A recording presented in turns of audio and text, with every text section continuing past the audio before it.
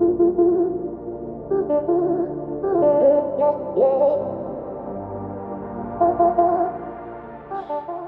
right, want to talk about an aspect of contemplation that is a great mystery.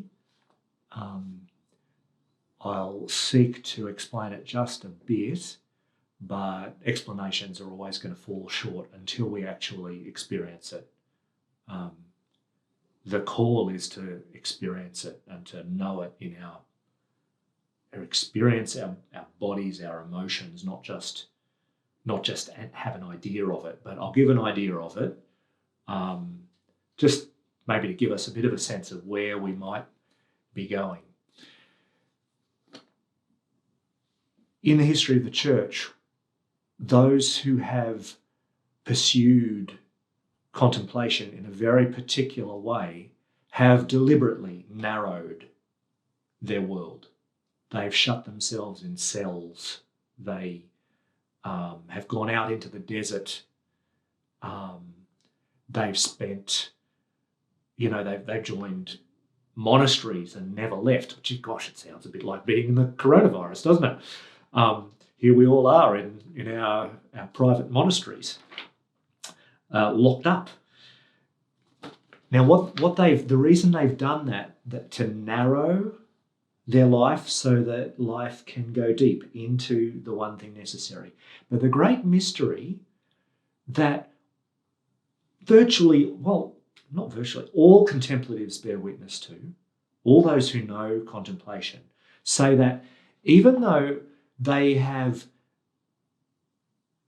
cut themselves off from the outside world in order to focus on connection with God, the one thing necessary, what they have found in a mysterious way is they have found themselves to be more connected to the world. They've actually found that the connection that they thought they had with the world wasn't really a connection at all. Or it was just a shallow connection. It was an unsatisfying connection. It was a trivial connection. It wasn't a real connection. So if you like to visualize, it might look like this, that on the surface we're connected to people, places, events, activities, all kinds of things. We narrow our world to go deep, but what we find mysteriously is down in the depth, in the infinite depth where God dwells, is a new connection to everything. It's a mysterious thing.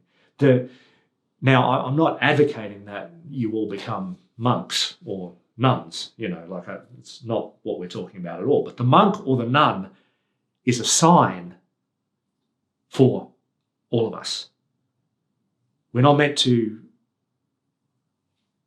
Most of us are not meant to be monks or nuns, but they stand as a sign of this reality. And what they find in a mysterious way is that alone in their cells, they are more connected to the world than they were before. They all say that. If it was one guy that said that, you might think, oh, he's a bit of a nutter. He's got a screw loose. But they all say that. There's a connection to everyone and everything that's found in that depth.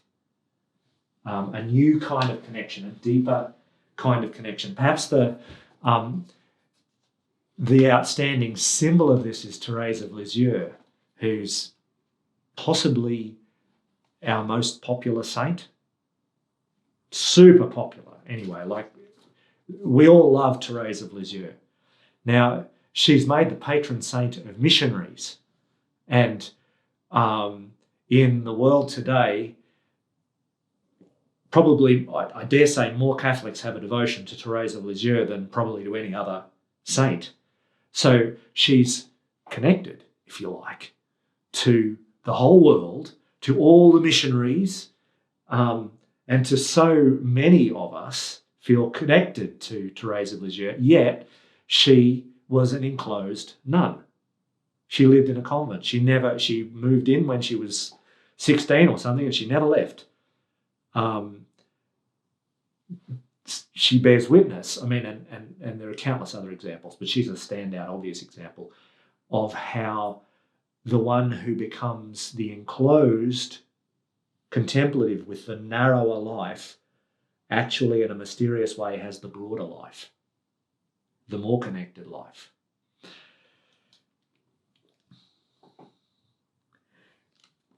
I want to just give a bit of a hint of how this might happen, why that might happen. We all long to connect with others and with God in the deepest part of ourselves. I think most people would probably readily enough agree that our connections with people are often fairly shallow and unsatisfying. Passing connections. Hi mate, how you going? Oh, good, thanks. Yeah. How's the footy on the weekend? Whatever. Like it's all a bit. It's not deep connection because we don't reveal the deepest part of ourselves. We don't actually. Even the secular psychologists will tell us that we don't know the deepest part of ourselves. So we can't reveal the deepest part of ourselves. So the people that we relate to don't get to see the deepest part of ourselves, and we don't get to see the deepest part of them. And because we don't share that deepest part, there's a lack in our sense of connection with other people and a longing. I do spiritual direction work. I sit with people and listen to them, and what I try to do above all is listen to the deepest parts of them. I try to create an environment and an atmosphere and a sense of trust where they're able to share the deepest parts of themselves. And what is so obvious is people are longing to share that and get so little opportunity to share that. So little opportunity because most of us aren't really willing to listen to that deepest part of another person. And we're not willing to listen to that deepest part of ourselves. Reason being, there's suffering down there. There's pain down there. There's stuff in there that's longing to be told and longing to be heard, but a lot of it is difficult, painful, uncomfortable, and it's just easier to sort of, stay busy, stay focused on easy things, not be vulnerable to that deeper discomfort that's there in all our lives. While we're talking about the key to this deep connection is compassion. Compassion is the ability to connect deeply because compassion, I hope this isn't too scary, the word means suffering with.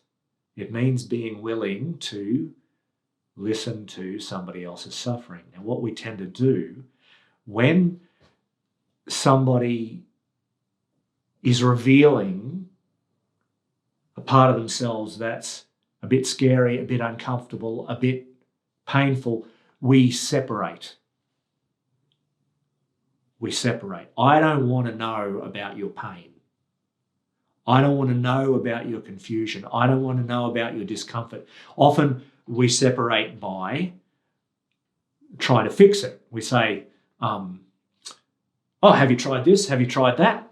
Why don't you do that? But it's about what we're doing there is we're avoiding being exposed to the other person's discomfort.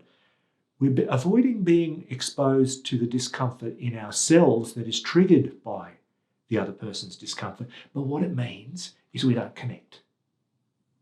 We keep ourselves at a distance.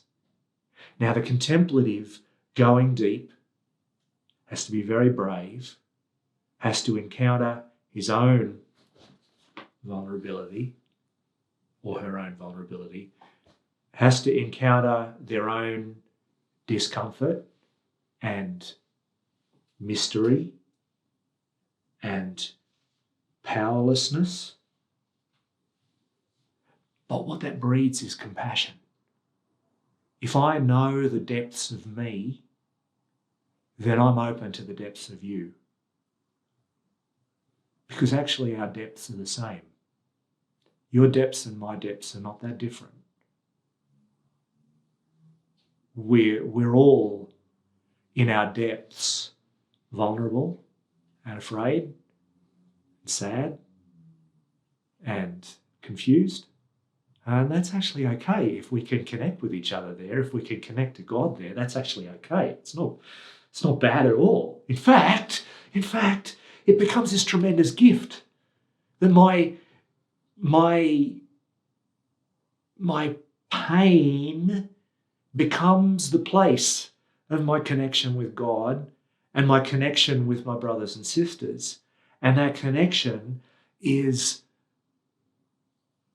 profound beyond measure and beyond words, and is beautiful, staggeringly beautiful. This is a good way, actually, of understanding how the cross and resurrection of Jesus is right at the heart of our spirituality and life and our prayer, that Jesus is showing us that going into our pain brings us into glory. And what I'm saying here is a very human way of understanding that, a very human way of understanding that. When I can go deep into the suffering depths, the vulnerable depths, the scary depths of myself, I connect with Jesus on the cross, and I connect with the depths of my brothers and sisters, and that connection is beyond words, beyond what anyone can say, and is,